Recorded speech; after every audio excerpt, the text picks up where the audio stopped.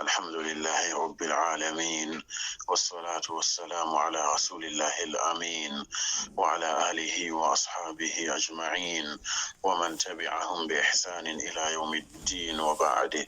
السلام عليكم ورحمة الله وبركاته. يومنا غنر الحميس biyar ga watan sha'aban hijira na da shekara 1445 wanda ya daidai da 15 ga watan februari miladiya shekara ta 2024. hadisin mu na yau عن أنس بن مالك رضي الله عنه قال قال رسول الله صلى الله عليه وسلم الدعاء بين الأذان والإقامة مستجاب فادعوا. أخرجه أبو داود والترمذي. hadisin mu ne an karɓo shi daga babban sahabi Anas bin Malik al-Khazraji al-Ansari, yarda Allah ya tabbata a gare shi da sauran sahabban manzon Allah sallallahu alaihi wasallam gabaki daya. Wannan babban sahabi Anas bin Malik shine rawaito yace manzon Allah tsira da aminci Allah su kara tabbata a gare shi yace addu'a bainal adhani wal iqamati mustajabun fad'u.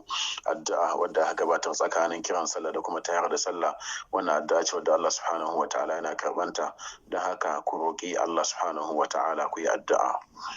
Ma'anar hadisin kenan ta kai sai Allah subhanahu wa ta'ala ya fahimtar da mu kenan wa cikin wannan hadisi manzon Allah sallallahu alaihi wa sallam yana tabbatar mana cewa ne addu'a da aka yi tsakanin kiran sallah da kuma tayar da sallah, ma'ana bayan an gama kiran sallah kafin ake tada ainihin sallah, wannan dan tsakanin da ke da kwai addu'a da gabatar ainihin addu'a ce karbabbiya, da haka mu roƙi Allah subhanahu wa ta'ala a cikin bukatunmu na duniya da lahira. Wannan kenan Allah subhanahu wa ta'ala ya fahimtar da mu, Allah ya samu daga cikin masu magana tare da aiki da mafi kyau daga ciki, Allah ya maido da mu akan koyarwa addini maidowa na gari. Yan uwan musulmi da ke Filistin, Allah subhanahu wa ta'ala ya kawo musu dauki. Allah subhanahu wa ta'ala nake roƙo ya daukaka musulunci da musulmai, Allah ya kaskantar da Yahudawa da masu goya musu baya, Allah ya maida su baya, Allah ya sa halakar su a cikin makircin su da dubarun su. Allah ya ba mu zaman lafiya da arziki mai yawa mai albarka a cikin mu da sauran kasashen musulmai.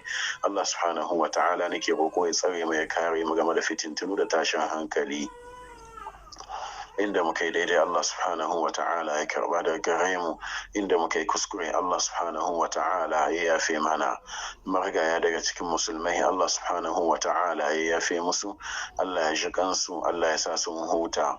Mu da muka yi saura Allah subhanahu wa ta'ala ya raya mu rayuwa ta musulunci. Allah ya dauke mu na masu imani, kada Allah ya dauke mu da hakkin wani akan wuyayen mu. Allah ya sa mutuwa ta zama hutu a gare mu. Musulmi da ke cikin damuwoyi kala-kala, Allah subhanahu wa ta'ala ya yaye.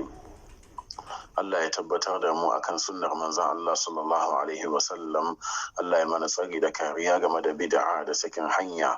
Allah subhanahu wa ta'ala nake roƙo ya biya mana dukkanin bukatunmu duniya da lahira a cikin sauki.